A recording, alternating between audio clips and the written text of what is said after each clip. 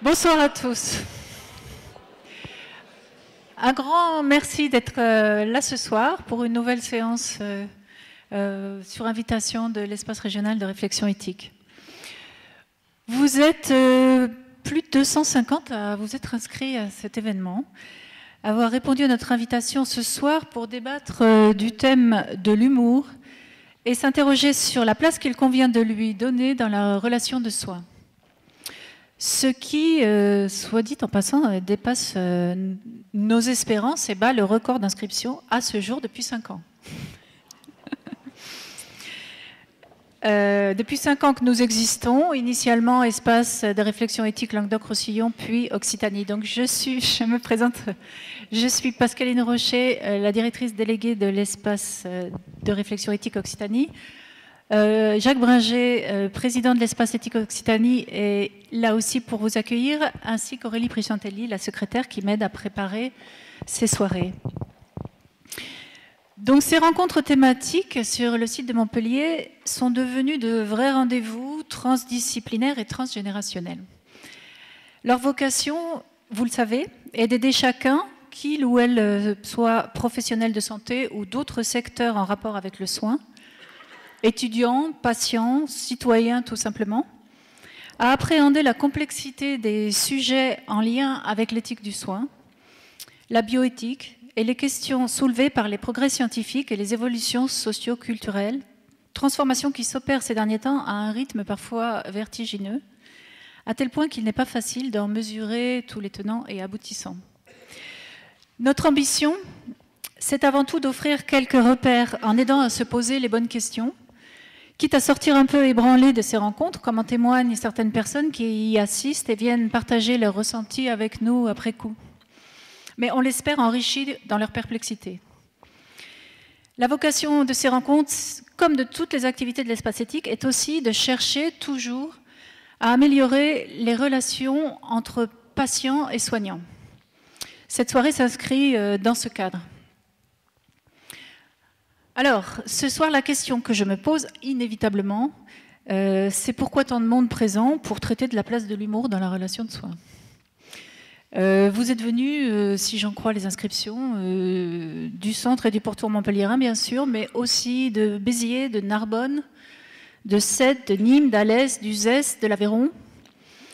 Vous formez une jolie mosaïque professionnelle ou associative. Parmi vous, des praticiens hospitaliers ou libéraux, médicaux ou paramédicaux, psychologues, cadres de santé hospitaliers, aides-soignantes, infirmières travaillant en EHPAD, à domicile ou dans les établissements de santé, publics ou privés, étudiants de différentes filières de santé, en droit de la santé, en management des établissements de santé, représentants de patients aussi.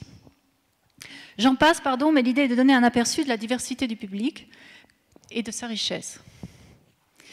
Bien sûr, en lançant une invitation sur une thématique assez inhabituelle, on attend un écho, mais l'ampleur de cet écho est difficilement prévisible. On espère répondre à une attente, combler un manque pas toujours facile à cerner ou tout simplement susciter un intérêt, éveiller une curiosité, offrir l'occasion de faire un petit pas de côté tout en restant au cœur de sa pratique professionnelle, quotidienne ou de son expérience de patient. Poser la question de la place de l'humour dans la relation de soins procède un peu de la même démarche que celle que nous avions proposée en septembre 2018 sur le thème du tact, toujours dans la relation, et qui avait fait mouche. Vous étiez très nombreux à avoir aussi répondu à cette invitation. Une notion cruciale que le tact, désignée par un terme courant dans la vie relationnelle de tous les jours, qui n'était pratiquement pas évoqué dans le milieu du soin et dans ses pratiques. À l'époque, je m'en étais étonnée et alors j'ai résolu de poser cette question et lui donner une part belle d'en débattre ensemble. L'humour a bien sûr partie liée avec le tact. Il ne peut tout simplement pas s'en dispenser, particulièrement en soins. Presque tout le monde s'accorde à dire que l'humour rend la vie plus légère et les relations plus agréables, pour peu qu'on en use à propos, qu'on puisse en partager le sens et les codes à un moment propice. Et le contexte du soin paraît, de manière générale, a priori, justement peu propice. On rit peu dans le monde du soin, la gravité plus ou moins grande de la situation, le sérieux attaché à l'image du bon professionnel de la santé, la pesanteur des protocoles, la peur de la gaffe, tout simplement, ne poussent pas les soignants à oser faire ce pas de côté. Le trait d'humour, le trait d'esprit paraît si décalé dans un contexte thérapeutique qu'il semble relever d'une performance de funambulisme. Et pourtant, il interpelle par son incongruité, mais exige de la part du soignant une qualité sensible du regard posé sur l'autre, le patient. Il peut contribuer à dédramatiser, à désamorcer l'appréhension, l'anxiété, la gêne ou tout simplement la mauvaise humeur ou l'ennui. De par le lien de connivence qu'il crée, l'humour favorise une relation plus chaleureuse et singulière, un climat de confiance, et peut rendre le soin plus humain. En cela, il comporte indiscutablement une dimension éthique. Sous-tendu par la bienveillance et la complicité dénuée de jugement, c'est non seulement une technique de distraction, dont on connaît particulièrement les vertus en pédiatrie, par exemple, pour faciliter la détente dans la réalisation d'actes techniques de soins notamment, et un mécanisme de défense face au stress, mais c'est la manifestation d'une pulsion de vie. Cela revient en quelque sorte à saisir une occurrence, une balle au bond, d'un sourire à la vie et ne serait-ce que fugitivement, faire un pied de nez au désarroi, à la fatigue, à la maladie, à la souffrance et même à la mort. Voilà, donc pour traiter de ce thème, nous avons invité des acteurs de soins, et quand je dis acteurs de soins, c'est aussi les patients, bien entendu, mais les professionnels de santé. Je voudrais commencer par les remercier de tout cœur avant de les présenter, parce qu'ils ont accepté sans hésitation et avec enthousiasme de vous faire partager leur expérience de l'humour dans la relation de soins et leur réflexion sur la question, donc à titre de soignant ou de patient. Et je voudrais aussi vous dire qu'on compte sur vous ce soir pour alimenter le débat qui suivra, bien évidemment, et plus que jamais pour nous faire partager vos anecdotes, vos expériences personnelles en la matière. Pour présenter nos intervenants, donc, le docteur Étienne Quénon ouvrira la réflexion par une mise en perspective historique et culturelle de l'usage de l'humour dans la relation médicale, avant de nous donner son point de vue personnel sur la question. Médecin urologue qui exerce en libéral et membre de l'Académie des sciences et des lettres de Montpellier, c'est un scientifique humaniste qui n'est pas seulement amateur de philosophie, d'histoire de la médecine, de littérature, mais est écrivain lui-même. En 2014, sa nouvelle intitulée Latifa a reçu le prix international Hemingway décerné chaque année à Nîmes. Le professeur Henri Pujol suivra, donc, qui est une figure charismatique de la cancérologie à Montpellier, créateur du Centre régional de lutte contre le cancer Val d'Orel, maintenant IRCM à Montpellier, et ancien président de la Ligue contre le cancer. Durant sa carrière de chirurgien, il a été un précurseur de ce qu'on appelle maintenant le care, c'est-à-dire du prendre soin dans sa globalité, tant dans sa pratique que dans sa conception d'une relation médecin-patient plus humaine en cancérologie. Une relation qui promeut l'empathie, l'écoute, la proximité et la simplicité dans les rapports de soins. Un précurseur du partenariat patient-soignant qui est maintenant en passe d'être assimilé, tant sur le plan thérapeutique que pédagogique. Et ensuite, donc, pour les professionnels de santé, le docteur, alors, pardon pour la prononciation, Khlal Oubeid Allah, ça va.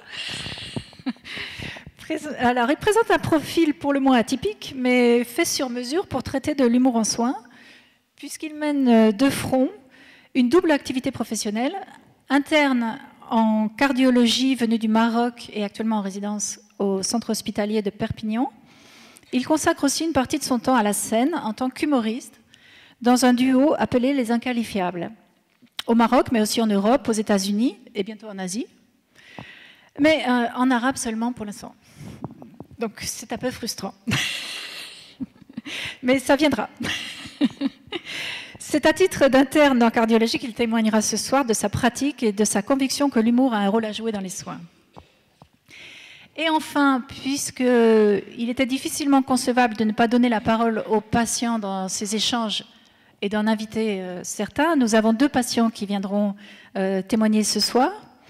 Madame Nicole Farr qui est venue avec le professeur Pujol, qui témoignera de son expérience du cancer et de l'humour dans la relation soignant-patient. Et Arthur Pomar, que certains d'entre vous connaissent déjà, puisqu'il était venu témoigner en tant que patient dans la rencontre consacrée au tact dont je parlais l'an dernier. Un témoignage qui avait touché les personnes présentes et marqué les esprits. Et donc, il avait toute sa place à nouveau parmi nous ce soir. Une rééducation de plusieurs mois, il vous le racontera, au centre Propara de Montpellier après un accident. Il y a quelques années, lui a sans doute permis d'apprécier, ou pas, peut-être, le recours à l'humour dans une situation physiquement et psychologiquement éprouvante.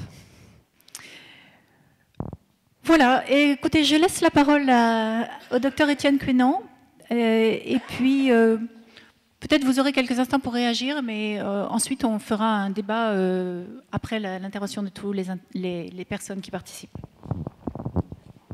Merci beaucoup, bonsoir. Alors attendez que ça se...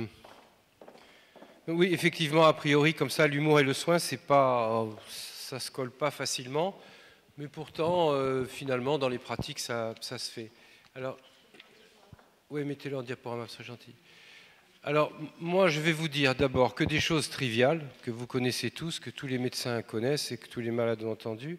Et ce que je vais simplement faire, c'est voir comment moi je regarde cette histoire-là, au travers de mon parcours, et ce que j'en fais dans ma quotidienneté, qui évidemment n'est pas celle des autres. Parce que moi, pour moi, un malade chronique, c'est quelqu'un que je vois 2 fois par an. Alors c'est évidemment pas la même chose qu'un psychiatre qui les verra 1 fois par semaine, qu'un oncologue qui pour des périodes les voit 1 fois par jour, etc. Donc ça n'a rien à voir. Donc ce que je veux dire, c'est ne prenez pas du tout ce que je vous dis pour argent comptant, prenez-le pour mon compte à moi. On peut échanger si vous voulez après, mais voilà. Alors la première chose que je veux vous dire, parce que nous sommes ici dans cet amphi, c'est la réunion inaugurale pour le 800e anniversaire de la faculté de médecine de Montpellier. Alors en préambule, je vous passe... Voilà, 3 messages que vous allez diffuser partout, la bonne parole, l'urbi et orbi. Premièrement, nous sommes la plus vieille faculté du monde en exercice. C'est prouvé, c'est vrai, et même la plus vieille faculté du monde. Mais deuxièmement, nous sommes la faculté du monde la plus récente, parce qu'il n'y a pas eu de faculté inaugurée depuis celle que nous avons inaugurée. Et de la transition de l'une à l'autre, elle s'est faite par la tradition de l'humanisme hippocratique que les générations de médecins, depuis la vieille faculté jusqu'à la nouvelle, ont porté. Et c'est ça ce qui fait la marque de fabrique de la maison. Alors, voilà. Alors, l'humour et le soin. Normalement, j'avais prévu de ne pas parler du rire, parce que ce n'est pas exactement la même chose. Mais on ne peut pas ne pas parler du rire, parce qu'on est ici, dans cet amphithéâtre à Montpellier. Je n'aurais pas fait la même chose à Amiens, ou je ne sais pas où, à Bordeaux. Mais ici, c'est impossible. Pourquoi? Vous allez comprendre. Parce que, en 1879, le chancelier Laurent Joubert publie un traité sur le rire. Un traité qui fait 390 pages. Et il le traite comme un médecin, comme un humaniste et comme un philosophe, mais avant tout comme un médecin. Parce qu'il est médecin, Laurent Joubert. Il est régent, il est doyen de la faculté de médecine de Montpellier.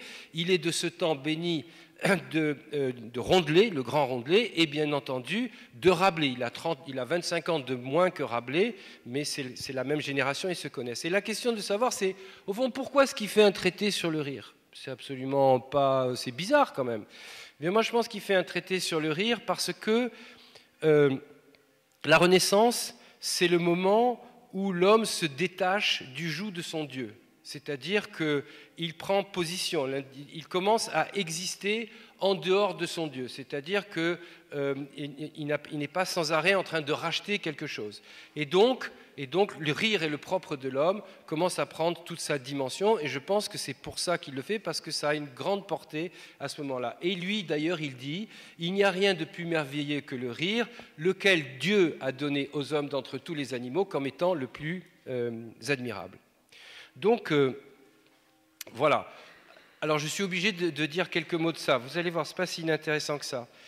Pourquoi? Parce que dans ce traité du rire, alors c'est extraordinaire, il passe tout en revue. Il y a 390 pages, vous imaginez tout ce qu'il a pu y mettre. Bien sûr, je ne vais pas vous faire tout ça, je vais donner les définitions. Pourquoi est-ce que je donne les définitions? Parce qu'à 450 ans près, c'est les mêmes que va reprendre Bergson dans son traité sur le rire. Alors que personne n'a pas connaissance de ce traité-là. Non pas que par dédain, mais c'est qu'en 1948, il n'y a pas d'Internet, il n'y a rien du tout. Ce que je vous ai montré, voilà, vous ne pouvez pas trouver autre chose que ça. Ça n'existe pas dans les librairies, ça n'existe nulle part, ça n'existe que dans les bibliothèques. Donc voilà, c'est compliqué. Mais voilà, Joubert dit « Le rire est un mouvement fait de l'esprit épandu et inégale agitation du cœur. » C'est pas rien le cœur dans cette histoire. Pourquoi? Parce que Joubert dit que l'origine du rire n'est pas comme on a pu le croire autrefois, ni dans le cerveau, ni dans le sang, mais qu'il est dans le cœur. Et ça nous est resté cette histoire, parce qu'encore aujourd'hui, 450 ans plus tard, nous rions de bon cœur. Et c'est pas pour rien qu'on rit de bon cœur, c'est parce qu'il l'a défini comme ça, et que ça s'est épandu, si je puis dire. Donc qui continue, agitation du cœur, qui épanouit la bouche et les lèvres, secouant le diaphragme et les parties pectorales avec impétuosité et son, la sonorité entrerompue, par lequel est exprimée une affection d'une chose laide et indigne de pitié. Et ça, c'est la caractéristique même du rire, c'est-à-dire que normalement, une chose qui est laide, on passe à côté, et si on peut se mettre à rire, on va comprendre pourquoi, de quelque chose qui est laid ou indigne de pitié, parce que la situation est tout à fait inattendue et étonnante. Il dit ailleurs, à un endroit, il dit à propos du rire, du miracle du rire, ce corps tout ému d'entendre et de voir quelque chose tiré du néant et du ridicule, parce que ce sont les situations de ridicule qui mettent le rire. On ne rit pas de la plus jolie femme du monde, on rit si elle a commencé à avoir des défauts, autrement ça ne nous intéresse pas. Et c'est pour ça que c'est ça. Mais ce qui est important, c'est que le rire a une cause. C'est ça qui est important, c'est que le rire a une cause, parce qu'il dit très bien que le rire sans cause, c'est la sotie. C'est-à-dire c'est la maladie, c'est le rire de la cachination, du schizophrène ou des choses comme ça. Donc il faut y faire attention. Alors, vous allez voir que Bergson, dans son traité de 1948, il reprend exactement la même chose.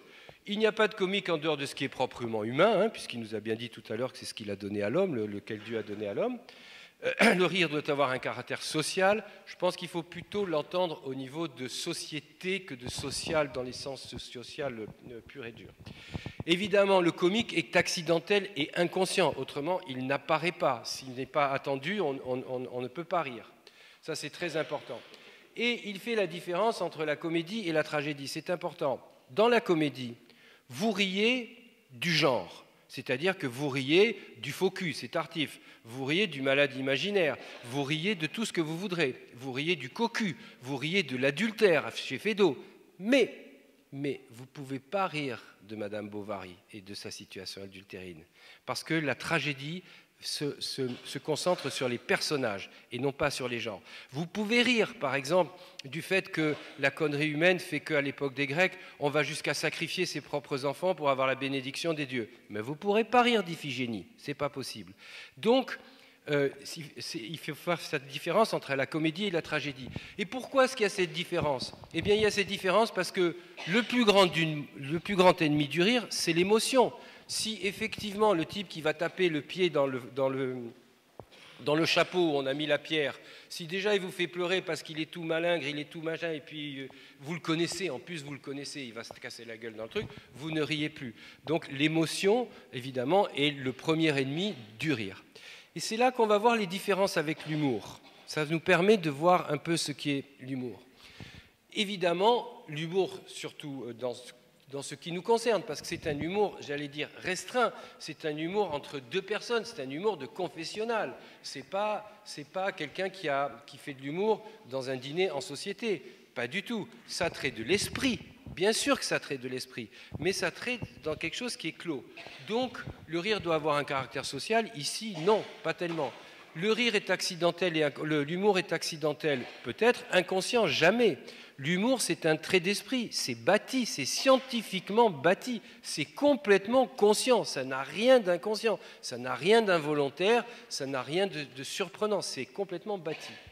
Et enfin, le rire, l'humour a besoin d'un peu d'émotion, parce que si vous n'avez pas, surtout dans la relation de soins, si vous n'avez pas, et on va le voir, un peu d'empathie pour votre malade, eh bien, vous n'arriverez jamais à faire passer ce message. Alors, pour illustrer les différences qu'il y a entre le rire, l'humour, et puis on va voir l'ironie dont j'ai oublié de parler. J'ai pris 4 représentations qui datent de Bruegel, c'est-à-dire du même moment, 1556. Hein, on est en plein dans cette époque-là. Et bien là, c'est le rire. Bien sûr, le rire est le propre de l'homme, c'est la danse de la mariée. Tout le monde rigole, et c'est bien naturel. Ensuite, vous avez l'ironie. L'ironie, c'est différent. L'ironie, c'est de la moquerie. Il faut se moquer de quelque chose, autrement ça ne marche pas. Socrate utilisait l'ironie pour railler les sophistes. Mais là, vous voyez, c'est tout à fait typique, ce tableau magnifique. Vous avez le paysan qui est là, qui montre du doigt l'oiseleur qui est en train de se casser la gueule, parce qu'il est monté sur l'arbre pour prendre un nid, c'est l'arroseur arrosé. Mais le paysan ne se rend pas compte que lui-même est en train de marcher sur une motte de terre qui s'effondre et qu'il va tomber dans la rivière ou dans l'étang qui est devant lui. Donc ça, c'est vraiment l'ironie. La frontière entre aussi l'humour et le rire, ce sont ces proverbes flamands de Bruegel, dans lesquels il a représenté, il y a 85 proverbes là-dedans, qui sont tous traités avec de l'humour, ou parfois même du rire un peu plus gros. Il faut prendre du temps pour les regarder, ce n'est pas le sujet ici, mais c'est assez amusant. Par contre, l'humour, c'est peut-être ça. L'humour, c'est cette histoire de la pie sur l'échafaud. De quoi s'agit-il? Vous voyez ici des personnages qui sont en train de danser, et puis on ne voit pas sur la gauche au fond, il y en a un qui est en train de chier, comme il dit lui-même, parce qu'ils sont en train de se foutre de... Finalement, bien sûr qu'on peut atterrir sur l'échafaud, mais profitons de la vie avant. Et donc, c'est une certaine forme d'humour, parce qu'ils se foutent un peu de la gueule de celui qui pourrait être sur l'échafaud, qui pourrait être eux aussi. Et le trait vraiment d'humour de l'histoire, c'est la pie, qui est au-dessus de la potence, parce que la pie, ça regarde tout, la pie, ça rapporte, et c'est vous que vous pourriez bien vous retrouver là aussi dessus. Ça, c'est plutôt dans la caractéristique de l'humour. Alors, maintenant, c'est très difficile de trouver des définitions de l'humour, mais comme nous sommes toujours ici à la faculté de médecine, dans l'historicité des choses, l'humour, ça vient de quoi? Ça vient de humeur. Qu'est-ce que c'était que les humeurs? Nous avons jusqu'au milieu du XVIIe siècle et même du début du XVIIIe siècle, l'homme est régi par 4 humeurs, le sang, la bile, la lymphe et la trabile. Et c'est de l'équilibre de ces humeurs que décline la santé ou du déséquilibre la maladie. Eh bien, qu'est-ce que c'est que l'humour? C'est la bonne humeur. Voilà, il faut le prendre dans cette assertion-là. Alors, les définitions... On va passer vite. J'ai mis Aristote, mais ça n'a pas d'importance. C'est pour dire que ça existe depuis la nuit des temps, cette histoire. Nous n'avons rien découvert. Peut-être cette définition de Suarez qui est plus intéressante parce qu'il dit que c'est la possession exquise et légère de l'objet par l'esprit. Exquise, légère, l'esprit. C'est ça qui fait l'humour. Et enfin, celle de Freud, que je trouve assez belle parce que finalement, elle a 100 ans, mais ça n'a pas bougé. Hein. L'humour est l'expression d'un surmoi aux vertus consolantes sur le moi inconscient, fragile, déstabilisé par le monde. On est en plein dans la question.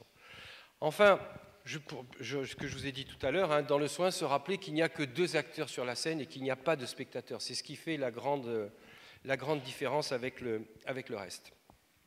Alors, on va rentrer un peu plus dans le vif du sujet. D'abord, pour dire que j'écarte ici la prise en charge des enfants par le rire à l'hôpital, parce que je pense que pour nous c'est hors sujet. En plus, je ne connais pas le problème, donc je vais dire des bêtises.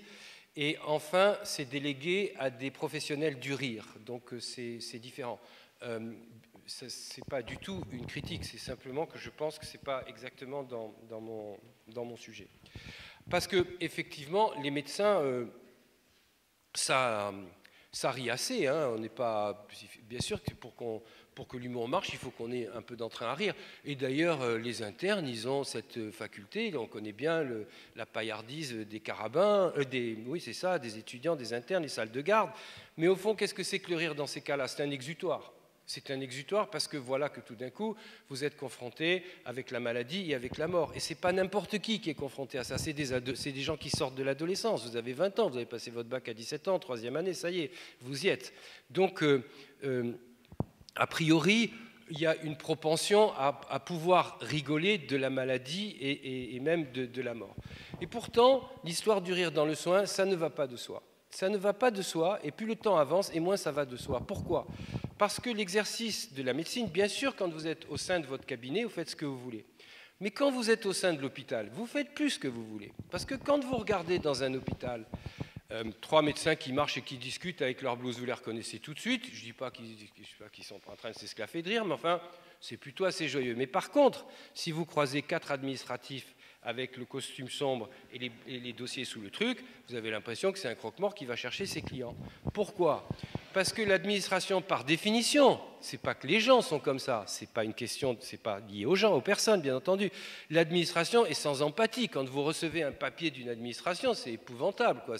Voilà, mais c'est comme ça. Pourquoi ça ne va pas de soi ? Parce que pour l'administration, la relation entre le médecin et le malade, elle doit se tenir uniquement à propos de la maladie et rien ne doit sortir. Et donc elle doit être rationnelle, elle doit être évaluable, elle doit être identifiable, elle doit être reproductible. Et c'est ça qui fait que, à mon avis, ça ne va pas si facilement que ça de ça. Et si vous rajoutez maintenant, avec toutes les recommandations des sociétés savantes quand on forme les gens dans les spécialités, vous apercevez que la place là-dedans de l'humour, elle diminue parce que tout est quantifié, alors que cette histoire d'humour, ce n'est qu'une qualité. Voilà. Alors, ce que je veux simplement dire par là, c'est que cette relation, je dis bien, c'est vrai que ça ne va pas de soi, mais dans tous les cas, ce qu'il y a de sûr, c'est qu'elle ne pourra s'opérer pour un médecin, c'est ça que j'aurais dû dire au début, c'est que tout ça, ça ne marche que si le malade considère que vous occupez de lui avec sérieux et bienveillance. Si le sérieux et le bienveillance ne marchent pas, eh bien ça ne colle pas. C'est pour ça que je dis que c'est trivial, mais c'est comme ça. Alors, pardon, j'utilise toujours le terme de malade parce qu'on se fait bouffer par les anglicismes. Le terme de patient vient de l'anglais patient qui veut dire malade, et nous on en a fait quelqu'un qui tricote dans la salle d'attente avant que vous vouliez bien le recevoir. Mais il n'y a rien de plus impatient qu'un malade, donc c'est pour ça que je n'aime pas bien ce terme, malheureusement il est rentré dans les mœurs. Alors bien sûr, pour que la relation d'humour s'installe, il faut bien que les deux parties aient envie que ça se passe. Parce que vous avez des médecins qui n'ont pas du tout envie de rigoler avec leurs malades, mais ce n'est pas même de rigoler, c'est d'avoir un peu d'humour, parce que d'abord, souvent, ils ont beaucoup de travail, ensuite, souvent, ils sont experts, donc on leur envoie des malades pour regarder, ils les prennent en charge, et ça n'empêche pas que le malade ne sera pas bien soigné, hein, les résultats seront pas mauvais, mais c'est pas facile, c'est pas donné à tout le monde. Et deuxièmement, il faut que le malade, lui, s'y prête, parce que si nos malades ne nous faisaient pas rire, on n'aurait jamais l'idée d'aller avoir une relation un peu humoristique avec eux. Alors les malades, ils nous font rire, ça c'est vrai. Et c'est très important, parce que, c'est pour ça que je dis autrement, ça n'existe pas. Alors ils nous font rire de plusieurs façons. Ils nous font rire parce que déjà, ils cherchent la terminologie. Notre terminologie était un peu absconde. Alors, des fois, ils transforment les mots. Alors vous voyez, on appelle ça une épenthèse, vous rajoutez un T et vous passez de l'immoralité à l'immortalité, qui n'est plus du tout la même chose. Et c'est comme ça que les malades, au lieu de parler de la Vierge, ils parlent de la Vierge, hein, et puis ils vous racontent toutes les histoires de leur Vierge, voilà, c'est comme ça. Et puis vous en avez d'autres à propos du médicament, il y a un anticoagulant qui s'appelle le Cintron, et lui dit, vous savez docteur, moi mon médecin il me donne un petit morceau de citron tout petit comme ça, et ça me fait du bien à la circulation. Bon, voilà, ça vous fait rire. Quand il ne vous raconte pas directement des anecdotes, on en a tous, j'en raconte une parce que je la trouve délicieuse, c'est au début de mon exercice, et puis on m'appelle pour voir un malade dans une clinique, j'y vais, et puis je vois un malade qui est là, donc et puis je l'examine, et quand je l'examine, je vois 2 cicatrices de hernie. Alors il me regarde et dit « Ah docteur, les cicatrices de hernie, c'est... » Alors ça, je vais vous dire, il faut que je vous le raconte, parce que c'est que docteur, je vous parle du docteur Dupont, pas le fils, le père, pas le fils, le père. C'était quelqu'un, le fils était un petit peu bien, mais le père, c'était quelqu'un. Ah bon ? Et bien, je suis été rentré dans sa clinique, parce que figurez-vous que j'avais fait un peu d'essai, alors mon médecin m'avait dit qu'il fallait que je me mette un peu au vert. Enfin, docteur, vous me croirez si vous voulez, vous ne pouvez pas obliger de me croire. Je vous parle du docteur, le père, bien entendu. Vous voyez que là, je suis dans le lit, vous voyez la porte qui est là. Et bien, docteur, j'étais comme ça, j'étais avec les draps recouverts. Quand il est rentré dans ma chambre, et bien, les hernies, il me les a devinées. Bon, ça, c'est magnifique. Voilà. Bon, alors, et puis, non, il y a aussi une chose qui est assez particulière, c'est les relations qu'il y a avec les malades avant que vous soyez médecin. Les internes rigolent beaucoup avec les malades parce que comme effectivement les malades savent, qui ne sont pas encore médecins, la relation est un peu différente. Et vous avez beaucoup d'internes qui vous disent « Ah, moi j'aime bien les machins parce qu'avec lui, je passe un bon moment. » Et tous les internes ont connu ça et c'est quelque chose qui est bien entendu très vrai. Alors, ces histoires-là, on en a tous plein. Mais ce qu'il y a d'incroyable, c'est qu'on ne les a pas colligées. Pourtant, on est habitué à rédiger nos observations et tout, mais on ne les a pas colligées. Et pourquoi est-ce qu'on ne les a pas colligées? Je me suis posé la question, c'est incroyable, parce que il me semble que c'est parce que comme c'est quelque chose qui est obtenu dans une espèce de secret, hein, c'est pas un secret fort, mais c'est quand même dans une enceinte qui est close, nous avons peur. Finalement, on sait très bien que le reproche que fait, par exemple, c'est Nietzsche qui exprime le mieux, qui dit qu'il reproche aux médecins de porter le lit du malade au marché. Voilà. Et donc, on peut raconter nos histoires entre médecins, on osera moins le faire comme je l'ai fait devant un public qui ne l'est pas. Voilà. Donc ça, c'est pour que les deux parties soient concernées. Dans quelles circonstances on va avoir recours à l'humour? Bien entendu, c'est évident qu'on ne va pas avoir recours à l'humour dans toutes les circonstances. On ne voit pas un chirurgien qui va se mettre à gloser sur le passage du pouce dans les études pour piano de Chopin quand le type arrive avec le pouce et qui a été bouffé par une fraiseuse. Non, ça ne va pas le faire. De la même façon que vous n'allez pas avoir quelqu'un qui a un diabète sévère à son malade en lui disant que la confiserie du coin cherche des mécènes. Non, ça ne passera pas, ça ne marchera pas. Donc, vous ne pouvez pas faire ça. Dans quelles circonstances ça va s'observer? D'abord, c'est pour ça que je dis que ce n'est pas une condition ni nécessaire ni suffisante, c'est une condition optionnelle. Alors, dans quelles conditions elle va s'observer? La première des conditions, il en faut deux. Hein. Il faut la confiance et l'empathie. La confiance, c'est obligatoire. Ah, je vous ai mis ce petit dessin de Sampé, hein, j'ai tellement confiance en vous que la plupart du temps, je vous appelle docteur. Non, c'est vrai que c'est indispensable, la confiance, autrement, vous ne pouvez rien faire. Mais vous savez, la confiance, c'est dangereux, parce que les grands charlatans sont des professionnels de la confiance. Hein. C'est universel, c'est pas seulement en médecine. Et donc ça, c'est la première chose, il faut qu'il y ait véritablement cet équilibre. Et deuxième chose, on y vient, il faut de l'empathie. Hein. Alors, l'empathie, qu'est-ce que c'est? C'est la possibilité que vous avez, non pas de vivre ce que ressent l'autre, parce que ça c'est trop fort déjà, mais c'est au moins de comprendre qu'il y a cette altérité entre vous et lui, de savoir qu'il y a quelque chose qui se passe chez lui et que vous pouvez tout à fait le comprendre et l'intégrer dans votre démarche. Alors, c'est très difficile, c'est de trouver la juste empathie. Voilà, dans l'histoire de Knock, le triomphe de la médecine, que tout le monde connaît, qui est une chose merveilleuse, quand nous, ça nous fait rire, quand il dit ça vous chatouille ou ça vous gratouille. Alors il le répète 3 fois. Pour nous, c'est drôle, mais pour le pauvre malade qui sent ça, c'est monstrueux, ce qu'il lui dit, il est perdu. Et donc, finalement, nous, on rit de quoi? De la crédulité des malades et du charlatanisme de Knock qui essaye de faire une clientèle d'enfer. À l'inverse, si vous avez trop d'empathie, vous ne pouvez plus rien faire. Si vous avez de la sympathie, hein, l'empathie c'est ressentir ce qu'a les autres, la sympathie c'est souffrir avec. Si vous avez trop de sympathie pour votre patient, vous ne pourrez plus rien faire.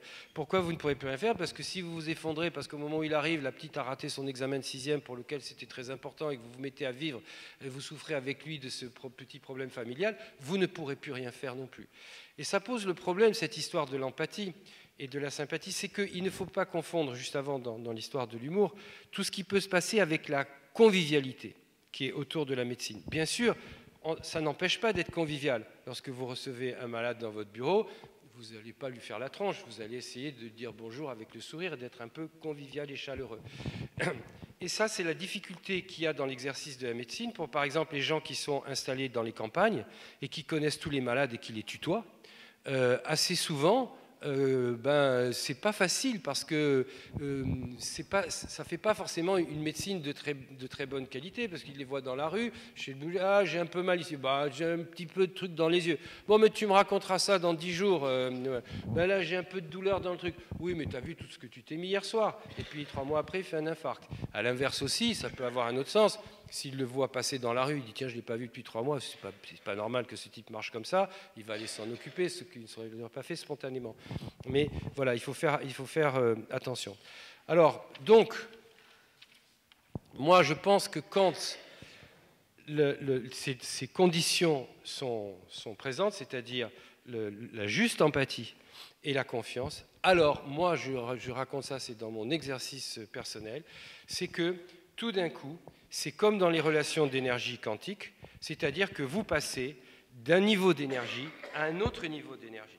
Vous êtes dans le premier niveau d'énergie qui est un niveau de consultation tout à fait typique, machin, et vous passez, mais sans qu'il y ait de... C'est comme quand on saute les niveaux d'énergie, hein, il n'y a pas de curseur, il n'y a pas de quantité, c'est tac, tac, vous passez à un autre niveau, et dans cet autre niveau, qui peut durer un très très bref instant, ça peut être très fugitif, vous vous retrouvez avec deux personnes, c'est-à-dire qui ont abandonné un sa casquette de médecin et l'autre sa casquette de malade, et vous pouvez à ce moment-là faire un trait d'humour sur le malade, le médecin, la médecine, en sachant qu'il vaut toujours mieux laisser la main au malade plutôt que vous ne la preniez, sauf si vous avez beaucoup d'expérience et que vous connaissez bien votre malade. Donc pour moi, l'humour dans le soin n'est rien d'autre qu'un marqueur de la bonne empathie, c'est-à-dire de l'altérité bien conduite. Pour moi, ce n'est pas autre chose. Bien sûr, ça améliore les situations, ça dégrippe tout, mais je pense que ce n'est que ce témoin-là. Or, ça ne va pas de soi. C'est toujours ça, je vais finir avec ça. C'est parce qu'on voit très bien que les malades commencent à faire peur aux médecins. Ils leur font tellement peur qu'ils ne les interrogent plus et qu'ils ne les examinent plus. Et donc, il faut arriver à rétablir cette relation d'altérité qu'il y a entre le médecin et le malade. Et ce n'est pas facile, parce que l'altérité, comme l'empathie, ce n'est pas des choses qu'on apprend, c'est des choses qu'on doit découvrir soi-même, à partir de son propre vécu. Évidemment, l'idéal, c'est de le faire par... Ça veut dire quoi, l'altérité? C'est concevoir que quelqu'un à qui vous consacrez 45 minutes de votre temps, en vous taisant, en fermant votre portable et votre ordinateur. Bon. Alors bien sûr, c'est merveilleux avec la littérature, le cinéma. Mais il y avait une chose dans les études qui existait avant et qui était extraordinaire pour ça. Il y avait le cours magistral. Et dans le cours magistral, M. Pujol en a fait plusieurs, hein, le cours magistral, il y avait un amphi comme ça qui était tout plein. Et puis il y avait un patron qui parlait et qui faisait un cours pendant 50 minutes. Si le cours est intéressant, les mouches volent. Et on les entend voler. Et à ce moment-là, il vous transmet des choses. Et il vous transmet de la sensibilité, inconsciemment, tout doucement, comme ça, et il revient, et il vous en remet une couche, petit à petit. Monsieur Pujol disait toujours, quand vous avez opéré le malade, allez voir la famille et dites-lui que vous venez d'opérer le malade. Quand vous avez vu la famille, retournez voir le malade et dites-lui que vous avez vu la famille, etc. etc. Bon. Et c'est des choses qu'on vous dit ça, dans les cours, chacun y amène quelque chose. Mais ces cours magistraux, c'était au moins la nécessité, pendant 45 minutes, d'avoir de l'attention et de la considération pour l'autre. Donc moi je pense que ce qui est indispensable pour nos futurs étudiants, c'est de remettre, parce que maintenant qu'il va y avoir de la connaissance numérique, la connaissance est facilement accessible, donc guérir on va y arriver peut-être de plus facilement, mais soigner c'est encore une autre paire de manches. Et si on veut qu'ils soignent, il faut leur apprendre de l'altérité, il faut leur remettre des cours magistraux, et il faut remettre dans chaque année 30 à 40 cours de culture générale. Et j'en ai fini, merci beaucoup.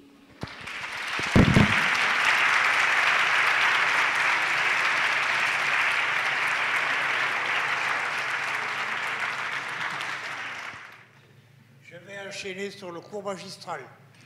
Voilà, j'étais là. Alors, quand on est professeur à la faculté de médecine, et pour toute sa vie, on vénère son doyen. Alors, en saluant le doyen, je salue toute la salle. Voilà. Et je dis bonjour Jacques, merci de m'avoir invité. Donc dans le cours magistral, vous n'entrez pas pour dominer l'auditoire. Vous entrez pour aider l'auditoire à comprendre ce que vous voulez dire. Et le docteur Coïdan l'a bien vu. Moi je disais aux étudiants, attention, ce n'est pas un concours d'écriture. Vous êtes dans l'enseignement supérieur. Je ne veux pas que vous tourniez la page. Essayez de réfléchir. Le cours magistral, maintenant, il est sur Internet, il est partout. Donc, l'intérêt du cours magistral, comme l'a dit Coënard, c'est de faire passer un message. Alors, voilà le message que je vais essayer de vous faire passer. Quand je l'aurai fait passer, vous comprendrez que je ne suis pas philosophe. Vous comprendrez que je suis assez terre-à-terre, que je suis chirurgien et cancérologue. Et que le contact avec le malade, je l'aimais parce que le contact avec le malade est un moyen d'exercer le seul pouvoir intéressant pour le médecin, c'est le pouvoir de guérir, d'aider l'autre. Le pouvoir du médecin en tant que pouvoir du médecin, c'est complètement idiot. C'est complètement idiot. Le pouvoir que vous avez, c'est la possibilité d'aider quelqu'un qui est en souffrance. Et ça n'a pas de prix, et tous les moyens sont bons. Donc, premièrement, l'humour dans le soin, oui, mais à condition qu'il y ait du soin. L'humour ne remplace pas le soin. L'humour. Au moment des événements de 68, dans un amphithéâtre surchauffé, tiens, je vais vous parler d'humour. Il y a un étudiant de première année, avant l'examen, donc il n'avait pas fini sa première année, mais il était le leader de la salle. Pourquoi pas, hein? Pourquoi pas? Un leader, c'est un leader. Peut-être qu'on est leader, je ne sais pas. Bon, alors, à un moment, il dit pas, il écrit. Il dit, quand Patrocle soigne la cuisse blessée d'Achille, certes, il lui fait des soins, mais surtout, il lui donne des paroles affectueuses. Moi, je parlais... Attention, je dis attention, quand Patrocle soigne la cuisse blessée d'Achille, il lui dit les paroles affectueuses, mais surtout le traite bien. Parce que sinon, après, Achille, il ne pourra plus revenir au combat. Donc, l'humour est une façon de se rapprocher des gens. Vous vous rapprochez par l'humour, vous vous rapprochez par l'amitié, par l'affection, par le regard. Et donc, c'est extrêmement important. Et dans l'humour, le problème important, c'est qui commence. Et c'est rare que le patient commence, surtout dans le métier de cancérologue. Je vais vous dire la différence. La différence, c'est que vous êtes chirurgien orthopédiste. Vous recevez un sportif athlétique, bien, il a une luxation de l'épaule. Qu'est-ce qui vous amène? Il vous amène une luxation de l'épaule qui est déplacée de façon antéro-externe. Et qu'est-ce que vous faites, vous? Vous lui rentrez la luxation. Et qu'est-ce qu'il vous demande? Est-ce qu'il ne vous demande pas, je vais guérir tout ça? Il ne vous appelle pas ses enfants, sa femme et tout ça. Il vous dit, quand est-ce que je peux jouer? Il y a un match important dans 15 jours, est-ce que je vais le faire ou non? J'aimerais le faire. Vous avez une femme de 40 ans qui a un cancer du sein. Elle vient vous voir, mais qu'est-ce qu'elle amène? Et elle amène ses petits, elle amène son conjoint, elle amène sa peur. Et qu'est-ce qu'elle vous demande? Mais est-ce que je vais guérir? Mais ça n'a rien à voir, c'est plus pareil. Donc il faut voir, si vous voulez, l'humour dans le soin, c'est un peu différent de l'humour dans la médecine en général. Parce que même une maladie comme un cancer du sein ou un cancer du poumon, il va y avoir des épisodes. Dans les épisodes, il peut y avoir de l'humour. Et ce sont surtout les infirmières qui le mettent. Parce que là, elles sont au contact. Donc, il faut différencier la maladie et puis des épisodes qui peuvent survenir dans des traitements qui sont souvent longs. Et dans ces épisodes, il y a des situations, un humour de situation, un peu comme dans des films, vous avez un orateur qui parle très sérieusement à une table, puis un barreau de la chaise se casse et tout le monde rit. Je suis un orateur méditerranéen, je ne suis pas influençable par les ondes. Et donc, à ce moment-là, dans le soin, il peut y avoir, voilà l'humour, hein. Ou bien je dis, je suis professeur de médecine et je suis inquiété qu'un téléphone sonne, mais c'est peut-être le mien. Ou bien je vous dis, on va rire un bon coup, tous ensemble, et puis c'est fini. Voilà. Bon, alors maintenant on va prendre la situation inverse. C'est le patient qui, lui, vous amène avec l'humour. Il amène l'humour avec lui. Ah, je raconte l'histoire vraie. D'ailleurs, tout ce que je vous dis est vrai, parce que j'en ai tellement de vrai que je n'irai pas l'inventer d'autres, vous comprenez bien. Alors, il arrive, il me dit, voilà, je viens vous voir parce que je suis un maraudeur. Et il me dit, en réalité, je suis un mercenaire. J'ai fait des guerres, j'ai fait des guérillas. Je vais avoir 80 ans et j'ai envie de faire comme Hemingway. Bon, alors moi, je le provoque un peu, je lui dis, qu'est-ce qu'il a fait, Hemingway? Eh bien, il a dit qu'il mettait fin à ses jours. Voilà. Et donc, moi, j'avais envie de faire comme lui. Seulement, mon médecin m'a dit que j'avais peut-être un cancer, c'est pour ça qu'il m'envoie chez vous. Alors maintenant, pas de bêtises, parce que je sais que les médecins vous dites un peu n'importe quoi. Hein. Si j'ai un cancer, pas de simagrée, vous me le dites. Parce qu'à ce moment-là, j'aurai une raison de vivre et de lutter. J'aurai l'adversaire de plus. Eh bien, je dis, ça tombe bien, vous avez un cancer. Et même, il est pas mal. Il est pas mal. Alors, bon, on rit comme ça. Bon, ça m'est jamais arrivé comme ça, à ce point. À ce point d'être provoqué.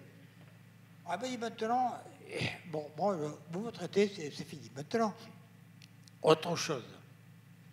Mon fils est comme vous, professeur de chirurgie dans une faculté de médecine. Il va vous téléphoner parce qu'il sait que je viens vous voir. Alors là, pas de bêtises. Vous lui dites que je ne veux pas le voir avant d'être opéré. Et qu'il vient d'une demi-journée. Parce qu'il a des malades et qu'il s'occupe de ses malades, d'abord. Puis il s'occupera de son père.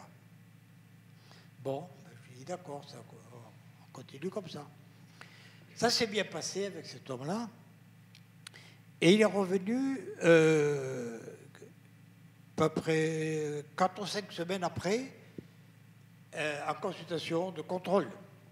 Ah, il m'apporte un sac en cuir, je ne sais pas si c'est un sac de maraudeur, mais une belle fermeture, là. Et il me dit, voilà, je vous offre ce sac. Et à l'intérieur, il y a une lettre pour vous. Enfin, je lui dis, je peux l'ouvrir, je peux voir, pour vous remercier, quoi. Alors, je vois la lettre, sur la lettre, il y avait, monsieur, pour tester l'opération que vous avez faite, je suis allé autour du Cap d'Agde et j'ai plongé des moules. Par précaution, je n'ai pas dépassé 3 ou 4 mètres de profondeur. J'ai le plaisir de vous dire que la cicatrice est étanche.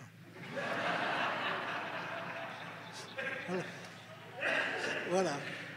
Et voilà, et puis il est parti, et puis je l'ai plus ou moins perdu de vue. Et bon, maintenant, paix à son âme, il a fini ses baroudes. Alors, ça, j'ai vu, je crois que le soignant, surtout l'infirmière, je crois que c'est l'infirmière qui a le plus d'occasion de profiter d'un événement X pour mettre un peu d'humour et pouvoir changer un peu une ambiance dans la conversation du cancérologue de base. Je crois qu'il y a 3 niveaux. Il y a 3 niveaux. Il y a le premier niveau, c'est l'interrogatoire. Mais moi, je disais aux étudiants, attendez, l'interrogatoire, c'est la police. Ce qu'il faut, c'est la parole. Vous parlez. Et pour parler, il faut écouter. Si vous n'écoutez pas, parler n'a pas de sens. Parce que vous ne savez pas ce que l'autre aimerait entendre. Ou bien ce qu'il veut vous dire. Mais dans l'interrogatoire médical, il faut aussi mettre de la conversation. Et la conversation, c'est ceux qui donne de l'existence à un homme ou une femme. Ah oui, vous habitez là, mais tiens, je connais votre médecin, je connais ci, je connais ça. Ah oui, vous avez un petit, mais quel âge il a, où il est? C'est-à-dire que la personne qui est face à vous se rende compte qu'elle existe autrement qu'une maladie, que c'est quelqu'un, Et ça, c'est capital. Alors, si, avec le malade, par la fréquentation répétée ou par la volonté du malade, et il veut mettre de l'humour, alors n'hésitez pas. Mais laissez-le venir lui. Parce qu'il ne faut pas oublier que vous êtes au service du malade. Mais s'il en veut, ça va. Alors, maintenant, autre chose de particulier, et quelquefois, il y a de l'humour qui tombe à plat. Et l'humour noir, bien sûr, est à proscrire, mais moi, je connais des médecins qui avaient un humour noir sans le savoir. Et ça, c'est assez grave. J'en connais un qui disait à une malade, à votre place, je me ferais du souci. Mais je lui dis, mais pourquoi tu dis ça? Mais pourquoi tu dis ça? Mais il me dit, c'est une forme d'empathie parce que... Attendez, laissez-moi finir la phrase, mais vous rirez après pareil. C'est que c'est une forme d'empathie parce que je veux lui dire que je compatis aux soucis qu'elle a. Mais pourquoi tu tournes ta phrase comme ça? C'est calamiteux. C'est calamiteux. À votre place, je me ferai des soucis. Bon. Alors, il y en a un qui l'a battu encore. Alors, c'est une dame qui avait une maladie, une tumeur digestive assez rare, enfin peu importe, et qui ensuite a consulté un médecin, et puis vers la fin du traitement, on l'avait traité, elle allait assez bien. Vers la fin du traitement, elle a dit, écoutez, cette maladie est très très rare, j'ai vu sur Internet, c'est vraiment très très rare. Est-ce que vous pourriez me donner, avec son accord bien entendu, le nom d'un malade ou d'une malade avec lequel je pourrais me parler? Et vous savez ce qu'il lui a dit, mon confrère? Il lui a dit, de tous les malades que j'ai vus, il n'y a personne qui peut vous répondre.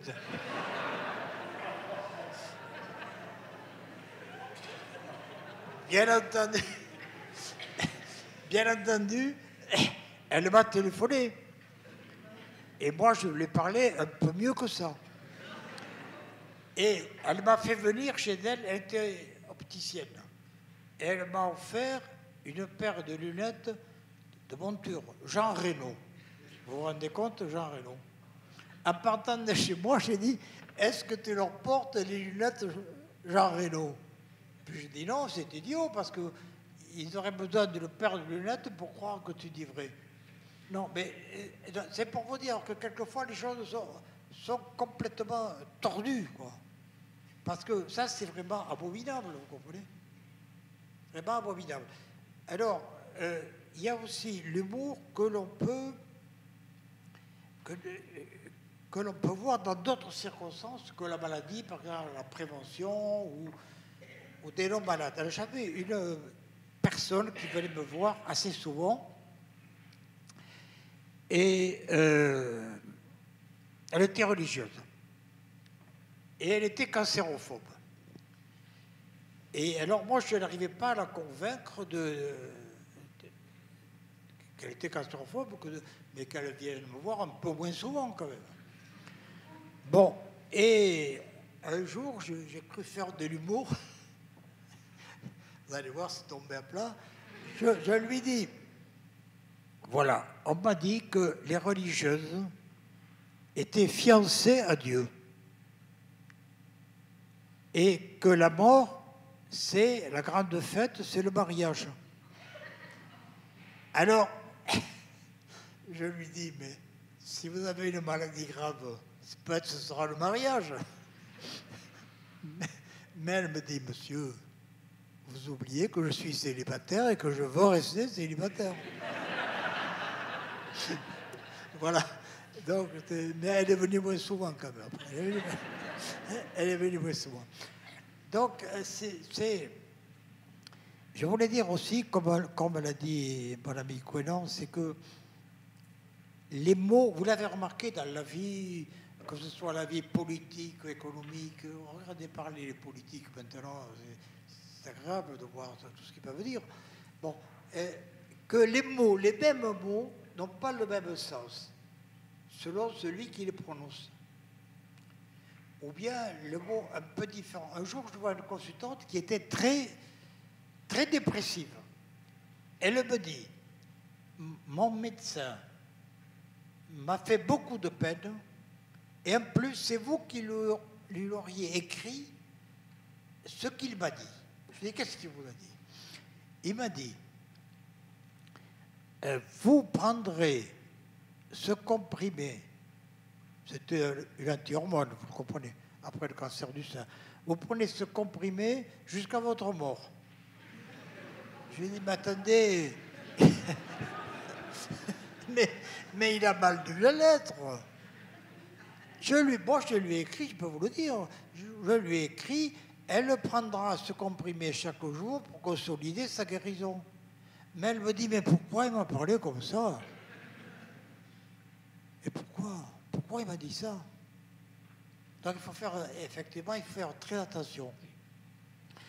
Maintenant, l'humour en prévention. Vous connaissez le film Le bon, la brute et le truand avec Clint Eastwood. Vers la fin du film, vous savez, un peu avant le fameux duel où ils sont trois à se battre en duel, si je puis dire. Bon. Et un peu avant, Clint Eastwood, il traverse un champ de bataille de la guerre de sécession où il y a des morts, des blessés, des agonisants. Il voit un agonisant qui lui tend la main. Et Clint Eastwood, il fume son long cigare qu'il fume d'habitude là, dans les westerns. Alors, dans un geste compassionnel, il lui tend le cigare. Le blessé aspire une longue bouffée et meurt. Et moi, je dis à mes deux enfants que j'avais amenés, vous voyez, depuis que je vous dis que le tabac est mauvais. Mais je croyais avoir fait un exploit, mais celui qui était devant moi, il se retourne et dit, il n'a rien compris, celui-là. Il n'a rien compris. Bon, c'était... Voilà. C'était, alors maintenant, il ne faut pas oublier les soignants, n'oubliez pas une chose qui vous servira beaucoup. Je termine un peu par là. Hein. C'est que un jour, vous passerez de l'autre côté. Et dans ce va-et-vient, on apprend beaucoup. Moi, j'ai fait de la salle de réanimation au CHU de Montpellier. Et vers le 3e jour, il y avait ma petite fille qui voulait me voir. Elle avait 7-8 ans, alors son père l'a menée, elle a dit, tu veux le voir? Ben on va le voir. Bon. Alors, moi j'étais content de la voir, je lui dis, dis donc Clara, avec tous les tuyaux, tu ne dois pas me trouver beau. Oh papy, tu es très beau, avec tous ces tuyaux, tu es très beau. Elle m'a, à l'espèce d'humour, elle m'a fait comprendre que ces tuyaux m'embellissaient presque, je ne sais pas quoi, voilà, elle est tombée juste, voilà, elle est tombée juste. Bon, on continue dans l'humour pour finir l'histoire, dans la même salle de réanimation, la pièce, non, c'est pas une pièce d'ailleurs, la réanimation était bondée et il m'avait mis dans un couloir. Mais un couloir, il n'y avait pas de porte au fond du couloir. Les gens ne passaient pas me voir. Une fête de couloir et ils avaient mis un paravent. Alors mes fils râlaient, disaient pourquoi, bon, Ne vous inquiétez pas, je vais bien, que je sois dans un couloir ou dans une chambre, ça m'est complètement égal, complètement égal. Et il y a une aide sociale très gentille, j'espère qu'elle n'est pas dans la salle, mais je lui... Si elle est là, elle va me voir après. Mais je lui garde mon affection, cette dame qui avait travaillé avec moi. Et elle arrive donc un peu prématurément, c'était qu'au troisième jour. Et elle dit, mon fils la voit par là, il n'était pas très content, il voulait qu'on me laisse tranquille. Elle lui dit, votre père c'est mon idole. Bon, elle lui dit, écoutez, madame, c'est votre idole, mais moi c'est mon père. il faut le laisser tranquille. Mais vous voyez, et, bon, elle l'a bien pris, bien sûr, mais je veux dire par là que quand vous pouvez mettre, voilà, ma conclusion, c'est quand dans une relation avec un patient, vous voyez une occasion de lui tendre la main par l'humour, par l'esprit, avec une touche affectueuse, n'hésitez pas, c'est tout bon. Et n'oubliez pas que Maline t'a dit, le médecin est le premier médicament. L'infirmière est un médicament. L'infirmière a un rôle très important. Tout soignant a un rôle très important. Et d'ailleurs, quand des malades me parlaient du service, ils me disaient, il y a toujours André, celui qui porte le café, des choses comme ça. Les malades s'accrochent à des gens. Pourquoi? Parce que ces personnes-là leur font comprendre qu'ils ne sont pas que des malades, mais qu'ils sont des personnes. Voilà. Quand on a compris ça, on a beaucoup avancé. Merci.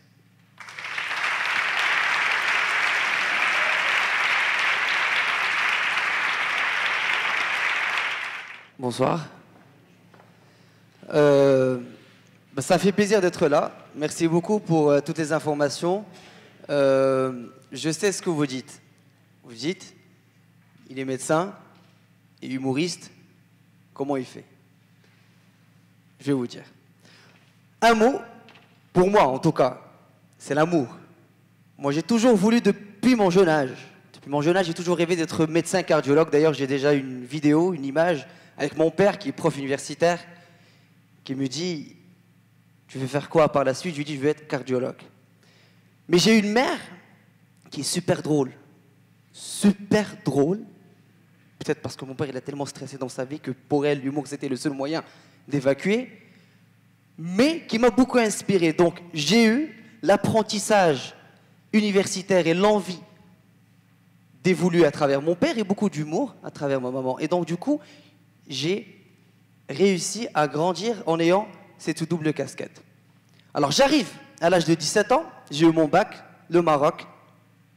Mon père, prof universitaire, me dit « Qu'est-ce que tu veux faire par la suite ?» J'ai dit tout content, je vais être humoriste. Mon père qui est toujours énervé, hein, me fait « Tu veux faire rire les gens ?» Je dis « Oui. » Tu veux faire rire les gens de nous ou tu veux faire rire les gens de qui? Je dis non, je veux faire rire les gens. Il m'a dit, tu l'auras dans la gueule, tu vas voir, c'est drôle. Ça m'a donné l'envie de me surpasser. Donc j'ai passé mon concours de médecine, j'ai fait ma médecine parce que j'ai toujours rêvé d'être cardiologue. Mais au bout de ma 5e, 6e année, j'ai rencontré mon compagnon Amine, compagnon de scène, parce que j'ai vu des têtes. Ne vous inquiétez pas les filles, je vous adore. Et j'ai rencontré mon ami Amine en fait, et finalement, il avait aussi cette envie et ce rêve de réaliser, d'être humoriste. Je lui ai proposé, on a constitué le duo Les Inqualifiables.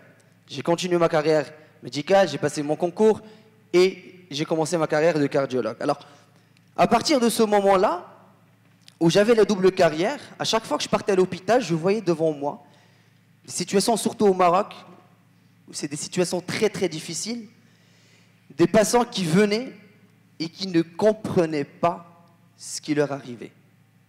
C'est désolant, je trouvais ça alarmant. Un patient qui venait avec un infarctus du myocarde et qu'on le dilatait, qui prenait un traitement, qui rentrait chez lui et qui ne comprenait pas ce qui lui arrivait. Pourquoi? Parce qu'il y a un manque de communication. On n'explique pas, on est stressé, les médecins sont encombrés. Vous l'avez dit tout à l'heure, on n'a pas le temps, on est mal organisé. Et ça m'a fait du mal. Je me suis dit, à travers le temps et à travers ma toute petite expérience que j'ai fait des tests avec mes patients en utilisant l'humour, le rire, qui commence déjà pour moi à travers un sourire. Il ne suffit pas d'écrire une ordonnance, mais pour moi, le plus important, de savoir comment remettre l'ordonnance. Il n'y a pas de mal à recevoir son malade et l'accueillir avec un sourire. Je sais, j'ai un beau sourire, ce n'est pas la peine de le dire, mais il faut le faire, parce que automatiquement s'installe une relation de confiance. C'est mon expérience personnelle, que ce soit en France, au Canada ou au Maroc. Ça marche à tous les coups. Pourquoi? Parce que pour moi, le malade, dans sa courbe d'évolution dans sa vie, là où il est en état de faiblesse, là où il a besoin d'une autre personne, c'est là où il est malade. Et la seule personne qui peut lui apporter quelque chose, c'est finalement nous, le corps médical. C'est nous qui sommes là à pouvoir donner et orienter nos malades. J'ai utilisé mon humour, ça marchait bien. Je voyais que mes patients voulaient beaucoup plus revenir à l'hôpital, me revoir moi spécialement, parler tout le temps, prendre mon numéro de téléphone, rester en contact. En même temps, je développais ma carrière d'humoriste. J'ai beaucoup travaillé, j'ai fait énormément de tournées, j'ai fait le Marrakech du Rire, j'ai mon festival au Maroc, j'ai fait une tournée internationale, j'ai un documentaire que vous pouvez voir par la suite, c'est pas ça le sujet de discussion, mais je sais que je vais partir en Asie. Non. Mais j'ai envie de dire que par le travail, je sais pas, il y a de moins jeunes, il y a des gens qui vont pouvoir me sentir et d'autres personnes qui vont pouvoir en parler à leurs enfants, qu'à travers le travail, c'est possible de faire énormément de choses. Énormément de choses. Et donc, du coup, là, j'arrive et je me dis, qu'est-ce que je vais faire autant que cardiologue? Est-ce que je vais être hémodynamicien? Parce que ça rapporte beaucoup d'argent, parce que finalement, on a un petit geste, on dilate, et voilà. Ou faire plutôt de la rythmologie, ou faire plutôt de la réadaptation cardiaque et de la prévention des maladies cardiovasculaires. Pour moi, c'est très important parce que c'est le point de départ. Si on prévient, finalement, on peut retarder, on va dire, pour ne pas dire arrêter, mais retarder l'évolution d'une maladie. Donc, je me suis mis à cette discipline et j'ai intégré l'hôpital à Rabat de réadaptation cardiaque. Et là encore, même dans ce service, je sentais que l'attitude était la même. On n'a pas le temps, on ne discute pas avec les malades, on n'explique pas, on est là juste à faire notre travail. Le savoir est universel. Traiter une angine, on ne peut pas le savoir si on ne l'apprend pas, mais finalement, comment avoir la relation et traiter une angine à votre malade, c'est ça le plus important pour moi, parce qu'il va se souvenir de vous, il va se souvenir de cette angine, il va revenir vous voir et vous dire « Merci docteur, vous m'avez soigné ». Et donc, je vois les malades qui arrivent à travers la première phase aiguë, la deuxième phase de levée, la troisième phase où ils viennent chez moi pour la réadaptation cardiaque. Pour moi, la réadaptation cardiaque, c'est une étape où le patient se dit « J'ai fumé, j'ai pas bien équilibré mon diabète, j'ai pas fait mon activité physique comme je devais le faire. Finalement, j'ai eu cet événement aigu. Est-ce qu'il y a quelque chose à récupérer ?» Et donc finalement, on arrive à un stade où le patient a besoin d'espoir. Et c'est là où j'en ai profité pour faire quelques études. L'étude de prendre 40 patients, simplement. Je suis à mes débuts. 20 personnes, 20 patients plutôt, où j'ai utilisé des notions d'humour pour l'éducation thérapeutique, et 20 autres patients où c'était pas moi le médecin. Il y a eu un médecin X où il utilisait un dialogue normale, directe, on va dire académique, pour expliquer ce que c'était par exemple le diabète et les complications du diabète et l'importance de prendre des médicaments. Ben, après 20 séances d'éducation thérapeutique, pendant une période de 6 mois, avec bien évidemment, en ayant toujours la même attitude pendant la séance et en dehors des séances, on a fait un questionnaire, le questionnaire, le SF12, pour voir l'impact et l'intégration de ces patients par rapport à leur maladie. Vous allez le deviner, les 20 patients ont tous répondu favorablement, ont tous voulu revenir pour checker leur maladie. Ils ont tous pris correctement leurs médicaments et ils ont tous été contents d'avoir une personne qui est un peu différente de ce qui se passe normalement. Ce papier va être présenté à l'Europrevent à Malaga dans 2 mois et je pense qu'il y a quelque chose à faire. Si on arrive, nous tous, hein, parce que vous avez parlé du corps médical, mais moi je parlerai aussi de la famille. La famille est très importante aussi dans la prise en charge des malades, parce que vous les voyez encore plus que nous à la maison. Ils sont là, vous les aidez, vous les écoutez, vous les accompagnez en consultation. Donc moi je les vois pendant 20 minutes, j'inclus, mais dans mes séances d'éducation thérapeutique, j'invite aussi la famille. Donc je fais 2 séances, je fais une pour les malades et une pour la famille. Ce qui va nous amener à essayer de contrôler au maximum en fait, le seuil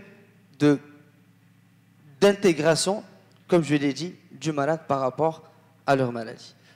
Donc finalement, je me suis dit, j'ai toujours rêvé d'être humoriste, c'est bien. Mon père là, il est super content.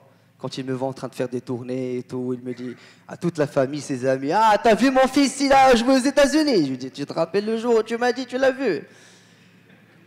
Ma mère, super contente parce qu'il dit, « Bien sûr, il s'inspire de moi. » Et mes patients qui sont super contents parce que quand ils me voient à la télé et finalement ils me voient devant eux et que je garde la même sympathie, ça leur fait plaisir. J'ai envie de profiter de ma notoriété autant qu'humoriste pour apporter tout mon amour et cette possibilité à mes patients, si ça peut servir.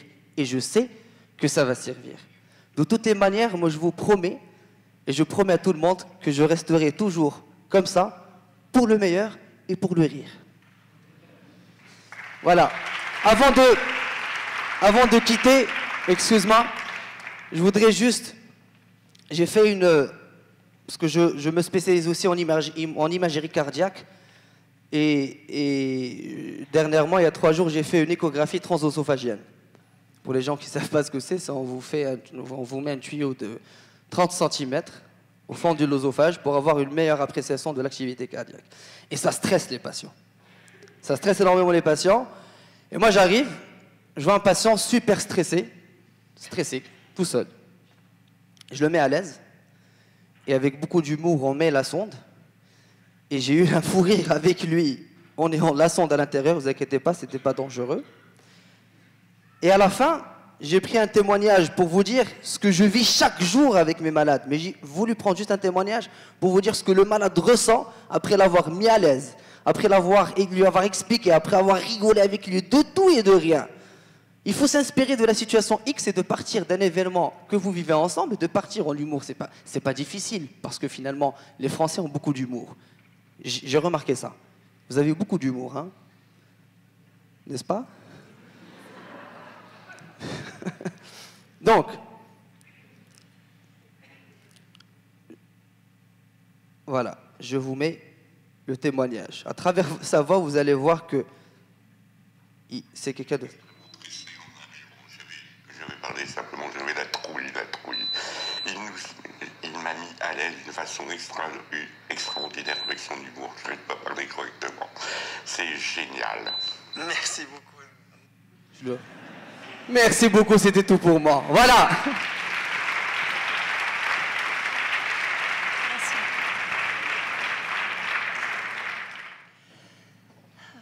Bon, bonsoir.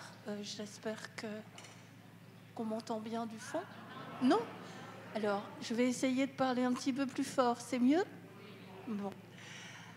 Moi, je dois avouer que quand j'ai vu le titre, j'étais un petit peu surprise.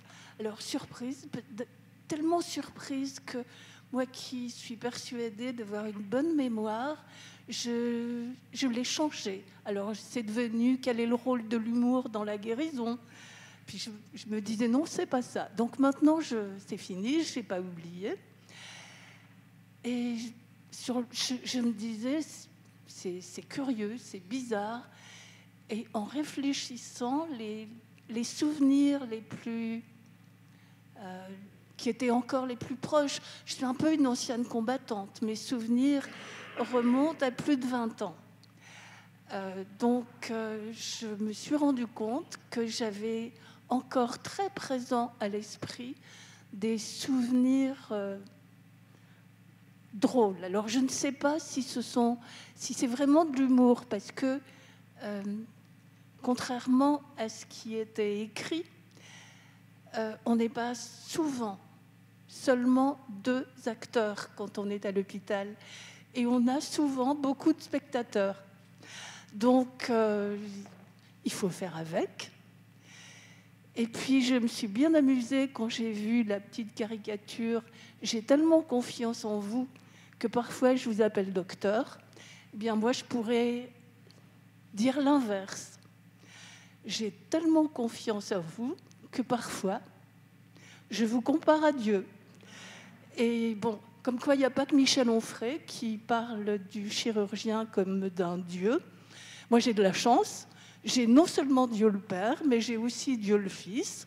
Et comme il y en a un troisième, eh bien, je vais finir par croire dans la Trinité.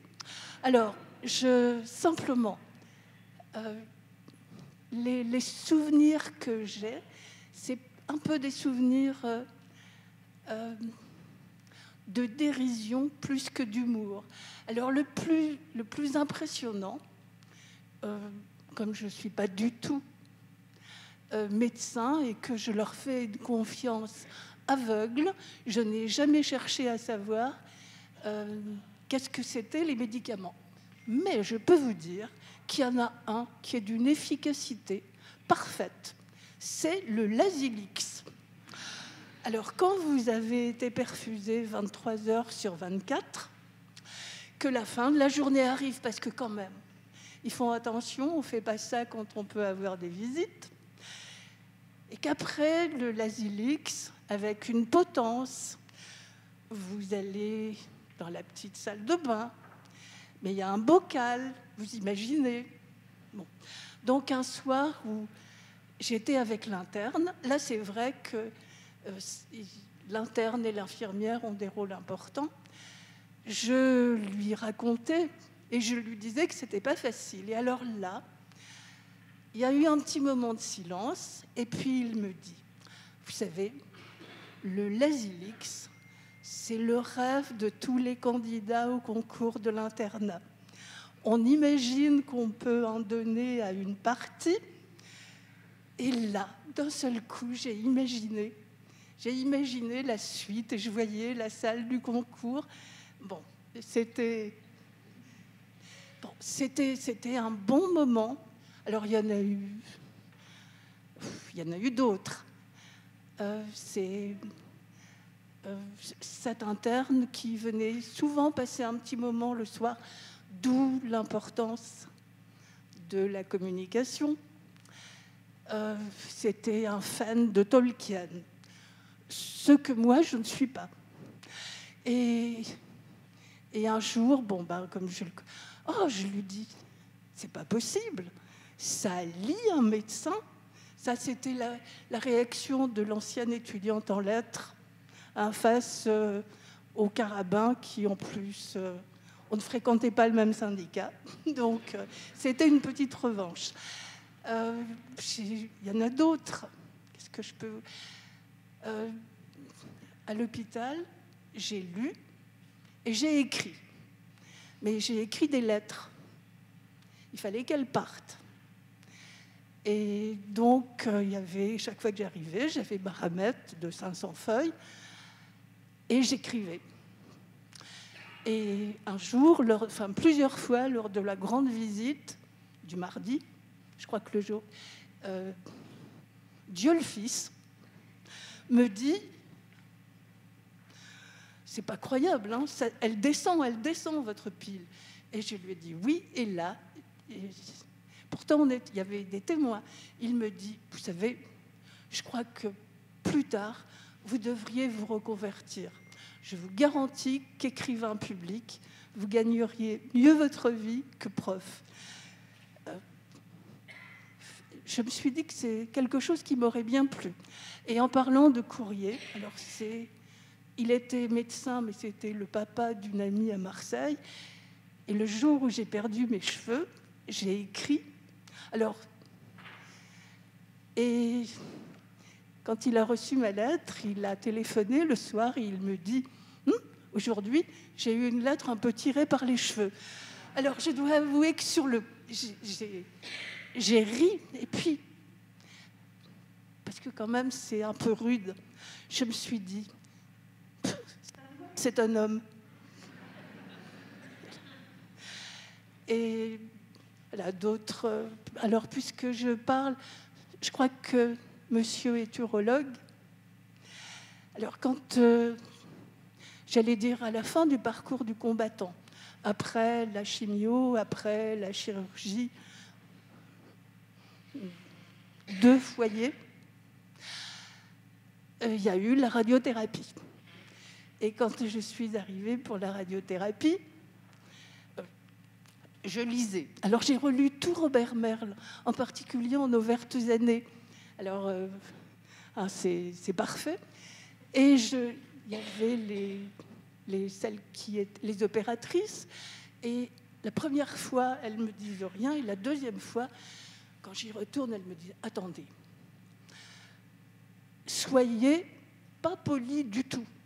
Restez plongés dans votre livre, parce que sinon, tous les hommes qui sont là, ils vont vous embêter avec leur cancer de la prostate. Alors faites comme s'il n'y avait personne. » Et j'ai fait.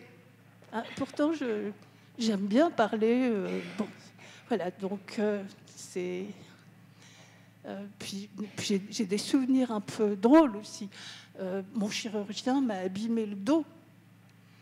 Et quand après l'opération, je lui ai dit qu'il m'avait fait un bourrelet. Il n'a rien dit. Mais le lendemain, il me dit « Alors, Miss Bourrelet, ça va comment ?» Alors, je pense que c'est vrai qu'on peut rire de tout. Mais pas toujours et pas avec n'importe qui. Je pense que... Alors, moi, si j'avais été un peu choquée par l'intitulé, quelle place pour l'humour dans la relation de soins, parce que pour moi, c'était quelle place à la confiance, à l'affection, à l'amour. J'ai tellement dit que le professeur Pujol était l'homme de ma vie que je peux le redire. Je le dis devant tout le monde. Donc, finalement, c'est peut-être vrai que parfois, ça fait du bien de rire. Alors, je crois, je ne suis pas sûre qu'au moment de l'annonce de la maladie, alors j'ai pensé, je me suis dit que de toute façon, si à l'annonce de la maladie, il y avait quelqu'un qui avait eu un mot d'humour, je n'aurais pas entendu, parce que je crois que j'étais enfermée dans une cloche de verre. Donc là, on pouvait dire n'importe quoi. Ça ne m'aurait pas touchée. Mais après, oui. Je dois même oublier des choses qui ont été amusantes, mais le Lazilix, c'est inoubliable.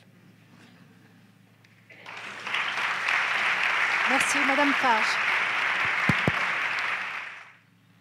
Bonsoir à tous. Contrairement à mon collègue cardiologue là-bas, je vais vous éviter le stand-up, rassurez-vous. Alors, je m'appelle Arthur J'ai eu un accident de la route en 2012, ça fait 8 ans maintenant. Et je vais vous faire part de mon interprétation de l'humour et du rire aussi. Parce que vous l'avez très bien fait tout à l'heure, le distinguo entre l'humour et le rire, pour moi, il est très, très important. Parce qu'on peut rire avec tout le monde, avec de tout âge, de toute culture, de tout caractère. Le rire est présent, mais l'humour, vous l'avez très bien dit, c'est un trait de caractère et qui n'est peut-être pas donné à tout le monde et qui n'est pas forcément inné. Alors qu'on peut très bien rire en pédiatrie, on peut très bien rire des situations les plus cocasses, les plus dramatiques. Mais l'humour reste quelque chose, un outil à maîtriser quand même, un outil très puissant mais à maîtriser. Du coup, le rire, ça a été, j'ai pu l'expérimenter moi aussi. Le rire n'est pas un médicament en soi. Vous l'avez dit tout à l'heure très bien aussi, le médecin et l'infirmière sont les premiers médicaments. Le rire va, sans être un médicament, va être un outil formidable pour avancer sur la voie, peut-être la voie de la guérison, de la rééducation, ou pour permettre d'avoir un état d'esprit, un état de corps apte à accepter une médication aussi. Ça va grandement l'aider. Donc moi j'ai eu mon accident de la route qui m'a amené d'abord en réanimation pendant 3 mois. Ensuite en rééducation au centre Propara pendant 7 mois. Donc deux structures complètement différentes, 2 situations complètement différentes. La réanimation, par exemple, ne se prête pas du tout à l'humour. C'est très compliqué.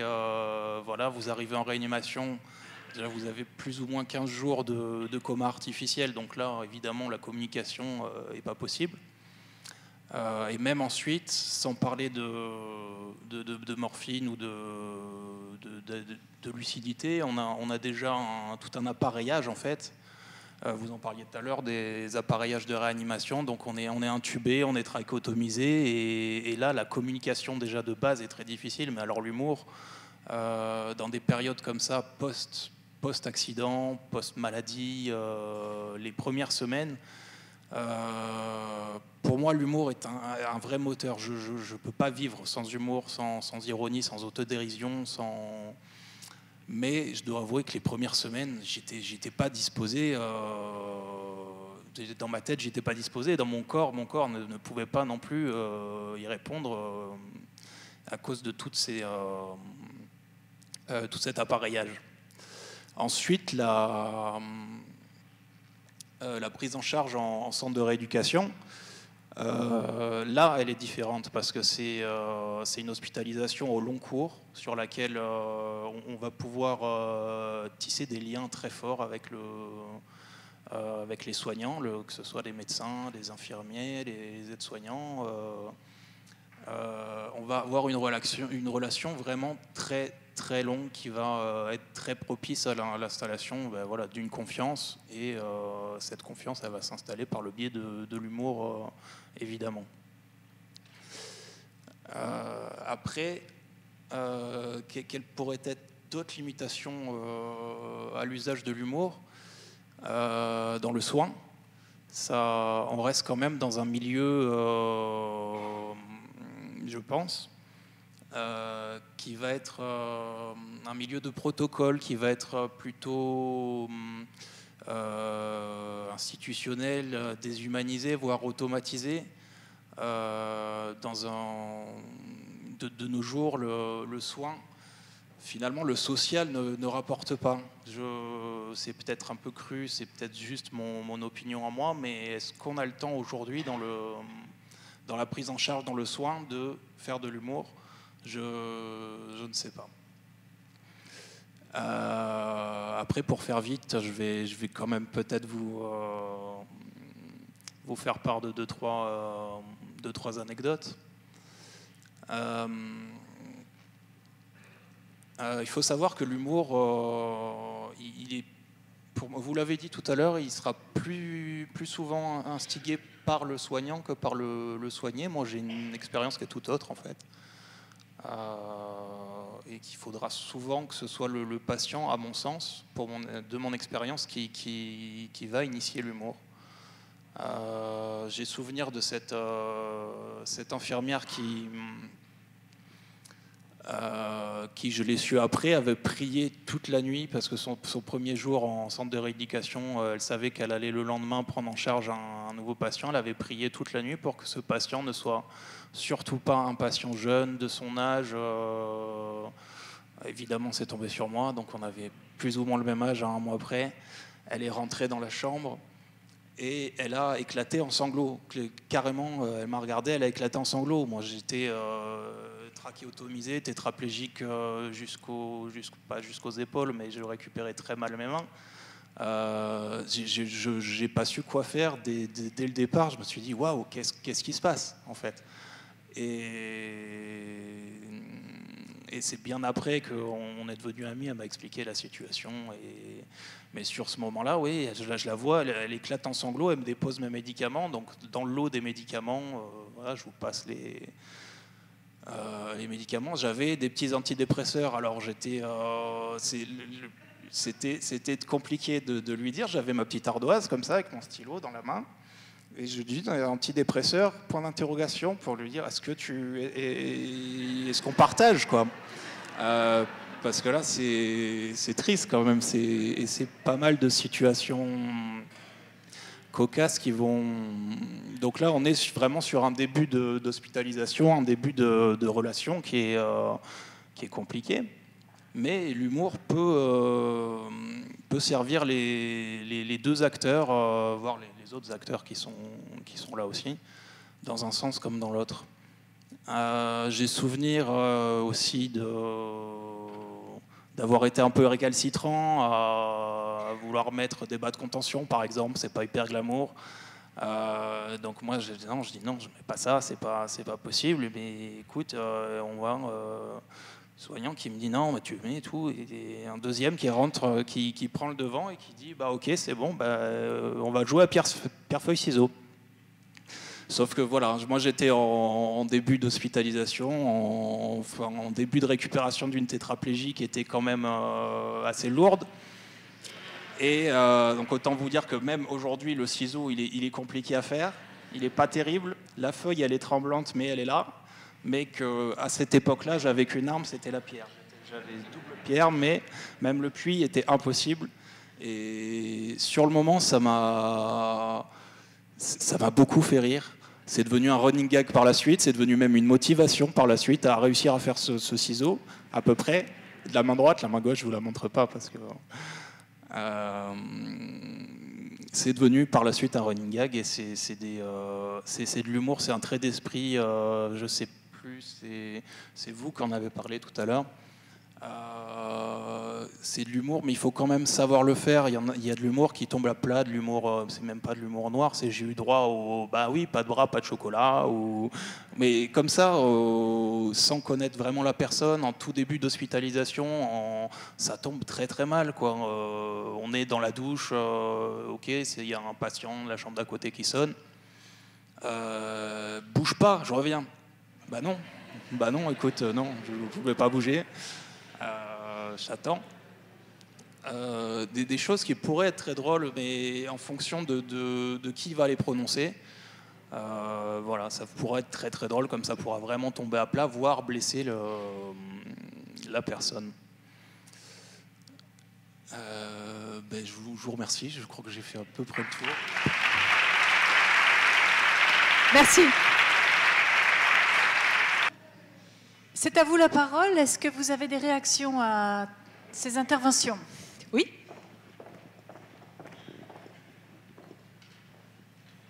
Merci. Moi, il y a une définition de l'humour que j'aime beaucoup, qui dit l'humour, c'est comme les essuie-glaces, ça n'arrête pas la pluie, mais ça permet d'avancer.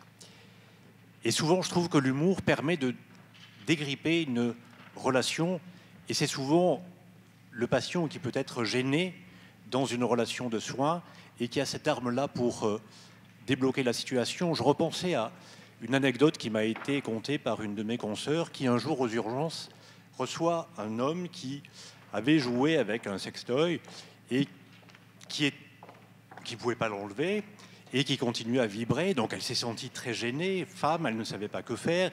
Cet homme aussi était gêné, donc elle lui fait un toucher rectal, et après, ne sachant que faire, elle prend un stéto, elle écoute l'abdomen, elle dit « Ah oui, j'entends vibrer ». Et à ce moment-là, le monsieur très gêné, mais éclate de rire, et je lui dis, et je peux vous dire que c'est pas prêt d'arrêter, on a mis des Duracell avec mon épouse.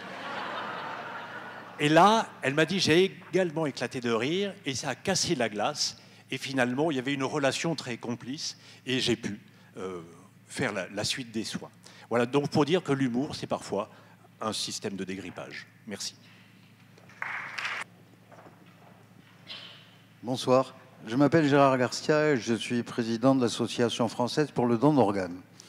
Et j'ai répondu à l'invitation du professeur avec plaisir parce que c'est une obsession qu'on a depuis plusieurs années. Comment rendre ce domaine moins stressant et ouvrir les gens aux dons. C'est très difficile et quand on parle d'humour, je pense que ce n'est pas facilement applicable au domaine dans lequel nous intervenons. Mais enfin, il faut considérer que l'humour, c'est le dernier étage de la relation sympathique. Il y a le sourire, il y a la complicité, il y a le rire, etc., en montant crescendo jusqu'à l'humour. Et donc, je profite de l'occasion qui m'est donnée pour dire que j'ai beaucoup apprécié toutes vos interventions, mais on est raccord parce que le 2 mai, nous organisons à Montpellier, au Théâtre de Montpellier, les dons du rire, pour essayer une première fois de parler de ces choses avec au moins des sourires, si on peut, et peut-être un jour de l'humour. Je vous remercie.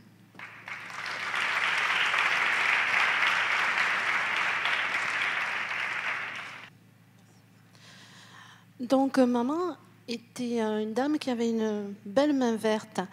Et le médecin qui venait la voir régulièrement, quand elle arrivait, elle faisait le tour du jardin, de la terrasse et du balcon. Et un jour, elle a demandé à maman, mais comment faites-vous pour avoir des plantes aussi belles et qui fleurissent toute l'année? Alors maman la regarde, elle dit, j'ai un super engrais, c'est du Felden. Elle avait confondu le séquestrène avec le Felden. Et en partant, le médecin lui a dit, bon, pour la prescription médicale, pour les plantes, c'est 2 fois par semaine ou 2 fois par jour?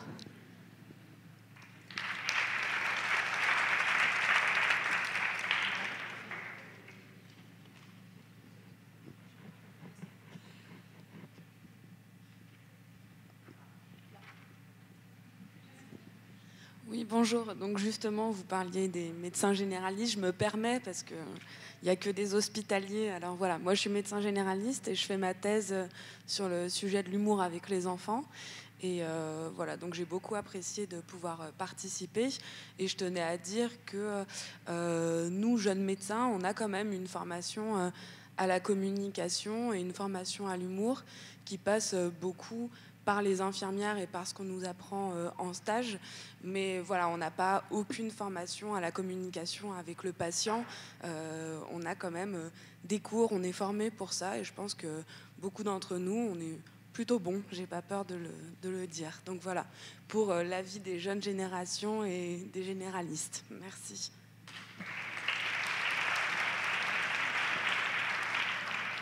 Est-ce qu'on pourrait entendre un témoignage d'infirmières ou d'aides-soignantes? Je sais qu'il y en a dans la salle, ou il y en avait dans les inscrits ou les inscrites. On les a mentionnés plusieurs fois. Oui.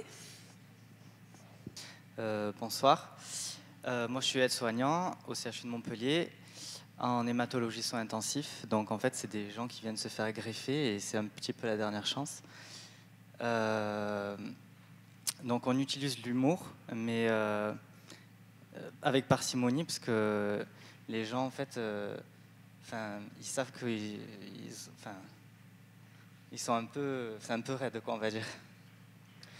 Donc voilà, donc on essaie d'apporter un petit peu des, ouais, voilà, on essaie de les faire sortir un peu de la chambre parce qu'ils sont enfermés.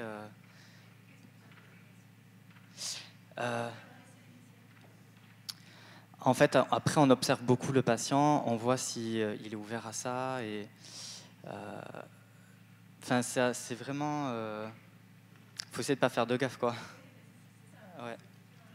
Et voilà, enfin, je sais pas trop comment le dire, mais c'est pour ça que je suis venu ce soir, justement, pour un petit peu voir si ce qu'on peut apporter dans le service. Et moi, après, je vais faire un résumé à toute l'équipe. Voilà.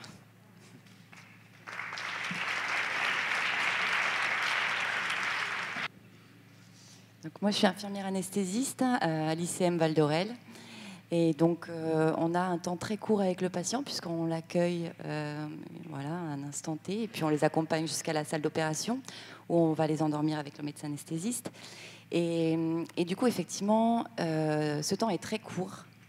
Et pourtant, de plus en plus, on arrive à instaurer effectivement de la confiance avec le patient. C'est justement le challenge, parce que c'est très très court, et en même temps, en très peu de temps, il faut qu'ils aient confiance en nous. Ils arrivent, ils ont laissé la famille, ils ont tenu jusqu'à maintenant, ils ont retenu leurs larmes, ils ont retenu leur peur. Donc souvent, ils se lâchent un peu, arrivés juste avant de se faire opérer. Et ce temps est très court, mais souvent, l'humour, en fait, passe par des moments, c'est des situations, c'est des petites choses, c'est des petits mots. Et puis, effectivement, il faut capter le patient très vite, savoir de quoi on va pouvoir rire, de quoi on va pouvoir parler. Et puis, en fait, ça vient pas comme ça, l'humour. C'est pas genre, je balance une blague et puis je vois ce que ça donne. J'ai discuté un peu avec lui. J'ai vu que il aimait ça et il aime pas ça. Et puis, ça peut être utiliser, en fait, ce qui va nous amener pour pouvoir, après, faire un trait d'humour dessus. Puis si le trait d'humour fonctionne, on se permet d'aller un peu loin. En fait, c'est presque même à tâtons, en fait. On teste, voilà. On teste, et puis si ça marche pas, on continue pas, on ne devient pas lourd. Et puis petit à petit, voilà, on les allonge, et puis on discute, et puis on peut parler de tout, et puis on peut rire des enfants, de la famille, et puis même dans la tristesse, parce qu'en fait, il faut aller où ils nous emmènent. Il ne faut pas les faire rire s'ils n'ont pas envie, mais dans la tristesse, on peut réussir à soulever un petit quelque chose qui va finalement faire sourire. Ou, voilà. Donc voilà, c'est une expérience en fait très courte, mais ça n'empêche pas l'humour. Oui, moi, Catherine Vérin, je suis anesthésiste, on travaille ensemble avec Delphine. Et donc oui, en fait, cette touche d'humour, comme dit fort justement Delphine, c'est après avoir observé le patient et en fait avec son matériel à lui, ce qu'il nous a proposé. Et en fait, ça permet de le refaire descendre parce qu'ils sont en transe négative pour ceux qui ont un petit peu écouté, qui sont un peu intéressés à l'hypnose, et ils sont complètement dans leur bulle. Et comme disait fort justement Madame au moment de l'annonce du diagnostic, incapables d'entendre quoi que ce soit. Et justement, en les observant et en allant chercher les petits détails avec lesquels on va pouvoir jouer avec eux, on les ramène dans quelque chose d'une situation intellectuellement plus acceptable pour eux. Et du coup, on peut aller chercher un petit lien qui va passer par l'humour à ce moment-là et qui leur permet d'ouvrir les yeux sur quelque chose, d'aller de l'avant, quoi, finalement, tout simplement, et avoir créé un lien différent. Voilà. Alia. Alors, ce mot de lien est frappant, comme le mot de confiance qui revient très souvent. Pour faire de l'humour, il faut d'abord la confiance, je crois. Bonjour à tous. Je voudrais témoigner de quelque chose. D'abord, merci, vraiment merci de cette thématique, parce qu'on est tous des soignants. Je sais ici qu'il y a des étudiants en soins infirmiers avec leurs formateurs qui sont venus dans le cadre de cette formation éthique très poussée, surtout sur la relation de soins. Je voulais juste témoigner à titre personnel que j'avais eu la chance, moi, d'animer, on va dire presque jadis, puisque je n'exerce plus en tant qu'infirmière, et de formateur, un module qui s'appelait Rire pour guérir, ce qui était un module de communication qu'on a déployé auprès des étudiants en soins infirmiers, pas à Montpellier, mais en tout cas, qui était en train de se transformer en formation continue. Et j'ai envie de vous dire que tous ces témoignages de patients, que ce soit l'humour ou le rire, doivent alimenter la relation avec le patient. Et les notions de relation de confiance sont très très importantes, quelle que soit la relation qu'on va mettre en place. Et vraiment bravo, parce que je pense qu'il y a quelque chose à faire autour de cette formation initiale, que ce soit infirmière ou aide-soignante, et bien sûr des médecins sur ces modules de communication. Donc merci.